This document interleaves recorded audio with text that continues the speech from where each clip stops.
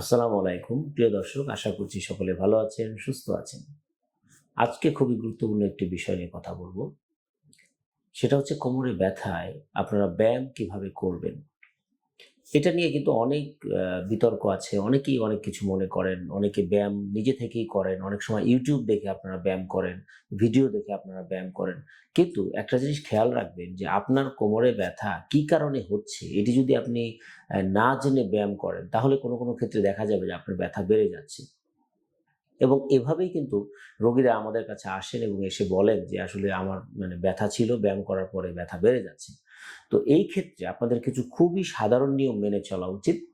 সেটা হচ্ছে, প্রথমেই মনে রাখবেন যে কোমরে ব্যথা যদি তীব্র হয়, তাহলে আমরা বলি যে তীব্র ব্যথা অবস্থায় সকল ধরনের ব্যায়াম বন্ধ রাখবেন।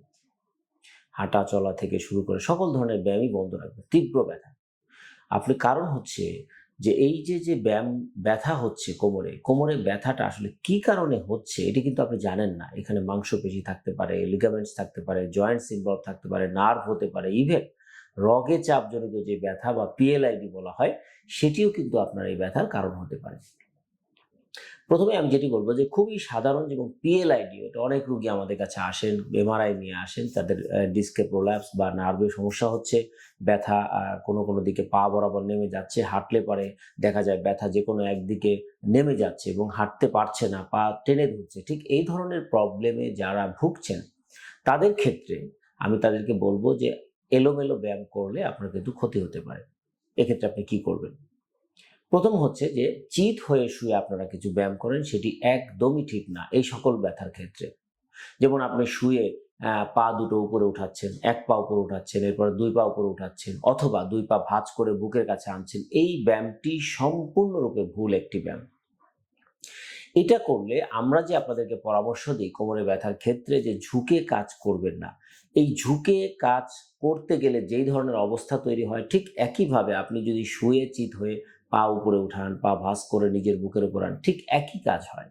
তাহলে তো এটা আপনার ব্যথা বাড়বেই। তো সুতরাং কিভাবে ব্যায়াম করবেন? পিএলআইডি রোগীর ক্ষেত্রে অবশ্যই যেই কাজটি করবেন সেটা হচ্ছে উপর হয়ে আপনি ব্যায়াম করার চেষ্টা করবেন। সকল ব্যায়াম উপর হয়ে, চিত হয়ে কোনো ব্যায়াম নাই, এটা মাথায় রাখবেন। তাহলে উপর হয়ে আপনি কি করবেন? উপর হয়ে আপনি শুয়ে থাকলেন, তারপরে আস্তে আস্তে আপনার বুকটা উপরে ওঠানোর চেষ্টা করেন। হাতের উপর ভর দিয়ে বুকটা উপরে ওঠানোর চেষ্টা করেন। এভাবে কিছুক্ষণ ধরে রাখেন। আপনাদেরকে ছবিতে দেখানো হচ্ছে। ঠিক এইভাবে কিছুক্ষণ ধরে রাখেন, ১ থেকে ১০ পর্যন্ত ধরে রাখেন। আবার শুয়ে পড়েন। আবার আপনি একইভাবে পা দুটো সোজা করে উপরে ওঠানোর চেষ্টা করেন, উপর হয়ে শুয়ে।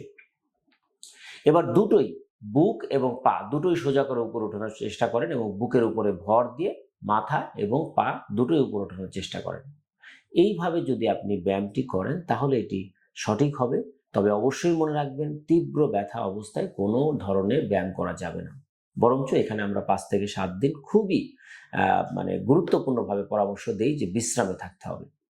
তাহলে আপনার ব্যথাটা কিছুটা প্রশমিত হবে এবং প্রয়োজনে আপনি চিকিৎসকের পরামর্শ নিয়ে কিছু ব্যথার ওষুধ সেবন করেন। ব্যথা যখন কমে আসবে, তখন আপনি এই ধরনের ব্যায়াম করার চেষ্টা করেন।